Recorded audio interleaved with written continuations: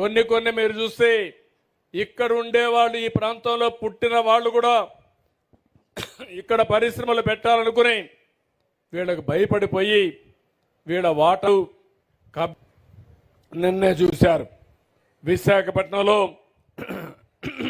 Lulu group వచ్చారు.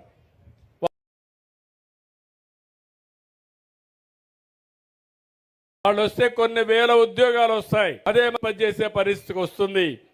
ఇది వస్తే 7,50,000 మందికి ఈ ప్రాంతంలో, రాష్ట్రంలో ఉద్యోగాలు వచ్చే పరిస్థితికి వస్తాయి. అందుకే ఇంకొక పక్క ఆలోచించాను. గవర్నమెంట్ ద్వారా ఉద్యోగాలు ఇస్తాం, ప్రైవేట్ ద్వారా ఉద్యోగాలు ఇస్తాం. ఇవి కాకుండా ఇప్పుడు కూడా అడిగాను, ఈ ఊరిలో 10 మంది 15 మంది వేరే ప్రాంతాల్లో పనిచేస్తున్నారు, అమెరికాలో కూడా పనిచేస్తున్నారు. సాంబశివారెడ్డి కొడుకైతే అమెరికాలో, వేణు అయితే అమెరికాలో పనిచేస్తున్నాడు. కానీ ఈ ఊర్లో ఉండేవాళ్ళు కొంతమంది ఇక్కడే ఉన్నారు. నేను అందుకే కొత్త ఆలోచన చేస్తున్నాను. ఎన్నికలప్పుడు కూడా చెప్పాను, వర్క్ ఫ్రమ్ హోమ్ అని.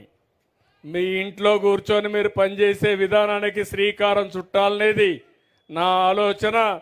ఇది చాలా దేశాల్లో ఇప్పుడిప్పుడే ప్రారంభమైంది.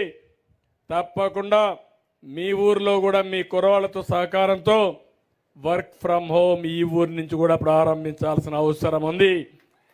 అవసరమైతే ఈ ప్రాంతంలో మళ్ళీ వర్క్ స్టేషన్లు కూడా పెడతాం. ఇంట్లో నుంచైనా పని చేయొచ్చు, ఆఫీస్కి పని చేయొచ్చు. చాలా ప్రాంతాల్లో దీనికి బాగా ప్రాక్టీస్ చేస్తున్నారు. దీనివల్ల మంచి ఫలితాలు వస్తున్నాయి. నేను ఒకటే మీ అందరికీ చెప్పేది, ప్రతిరోజు నేను లెక్క ఇవ్వమన్నాను, కంప్యూటరైజ్ చేయమన్నాను. ఎవరెవరికి ఉద్యోగాలు ఇచ్చామో, ఏ కంపెనీలు ఇచ్చామో అవన్నీ కూడా లెక్కేసుకుంటూ నేను ఏదైతే చెప్పానో అది చేయడానికి ముందుకు పోతున్నానని చెప్పి కూడా నేను మీకు తెలియజేస్తున్నా. రెండో కార్యక్రమం మీరు చూశారు. ఎప్పుడూ లేని సమస్యలు వచ్చాయి. ఈరోజు రాష్ట్రంలో మీరు చూస్తే నాకు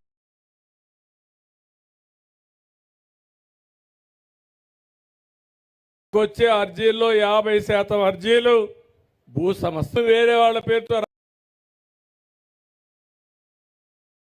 రాసేసుకున్నారు. 22A అనే పేరు మార్చి ఇది ప్రభుత్వ భూమిని ఎక్కడికక్కడ సెటిల్ చేసుకుంటూ పెద్ద ఎత్తున భూ సమస్యలకు తెరదీశారు. ఇంకో పక్క ఒక చట్టం మీరు చూశారు, ల్యాండ్ టైటిలింగ్ యాక్ట్ అని. నేను అప్పుడు ఎన్నికల్లో చెప్పాను, ఇదే కర్నూలులో నేను ఇక్కడ కాల్చాను, ఇక్కడే కాల్చాను ఆ కాపీని కూడా.